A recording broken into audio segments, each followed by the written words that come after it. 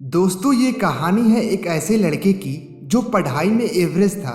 दिन भर दोस्तों के साथ टाइम पास करना, मोबाइल चलाते रहना, इंस्टा पर रील देखने की आदत थी। घर पर उसके माँ की तबीयत भी ठीक नहीं रहती थी और वो ठहरे गरीब परिवार से, और घर की हालत बद से बदतर हो चुकी थी। यानी अगर कोई मेहमान आ भी जाए तो उसे बैठने तक की जगह वहाँ नहीं होती थी। एक बार उसका दोस्त उसे बुलाने के लिए आया, चल कहीं चलते हैं। वो दोस्त पहली बार उसके घर आया था। उसके घर की हालत देखकर दंग रह गया। तो उसने पूछा, क्या तू यहाँ रहता है? बोला, हाँ मैं यहाँ रहता हूँ। क्या ये तेरा घर है? हाँ ये मेरा घर है भाई। बोला, तू ऐसे हालतों में रहता है? बोला, हाँ मैं ऐसे हालतों में ही रहता हूँ। क्या हुआ?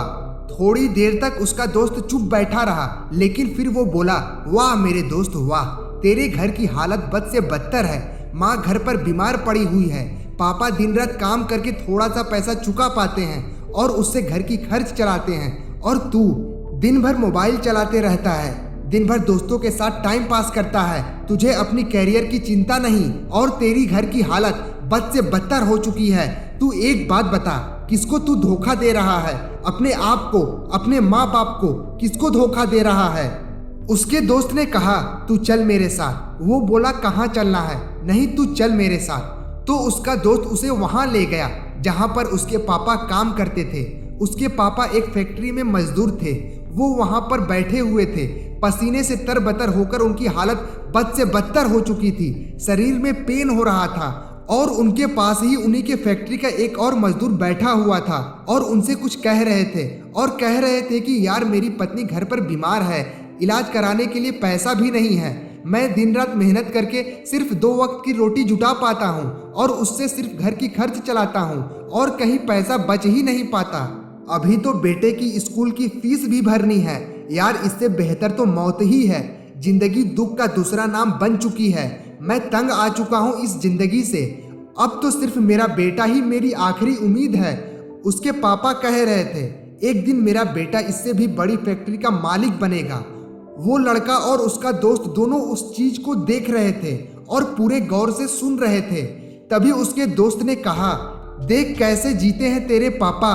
तेरे पापा तेरे से कितना उम्मीद लगाए बैठे हैं, देख जरा एक बार। लेकिन क्या तुझे लगता है कि इस तरह से उनकी उम्मीद पर खड़ा उतर पाएगा? एक बार तू अपने पापा की हालत को देख कि वो कैसे जीते हैं, और एक बार तू अपनी हालत को देख कि कैसे तू जीता है।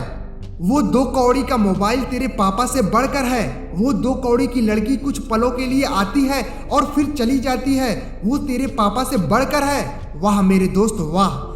वो तो सिर्फ कुछ दिनों के लिए आई थी, फिर चली जाएगी।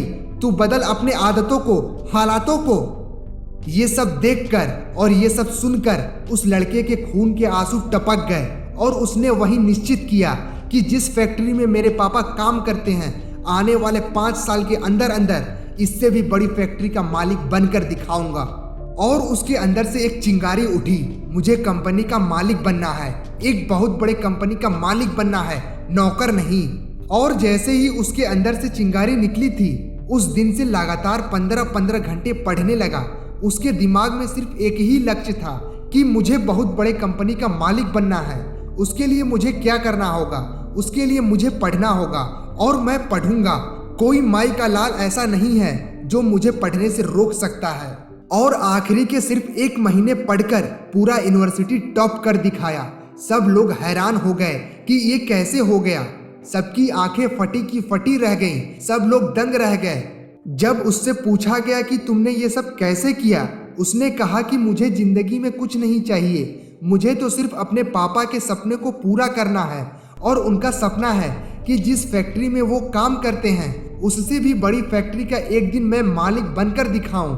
मैं इसी सपने को लेकर इतना पढ़ पाया और पूरी यूनिवर्सिटी टॉप कर पाया।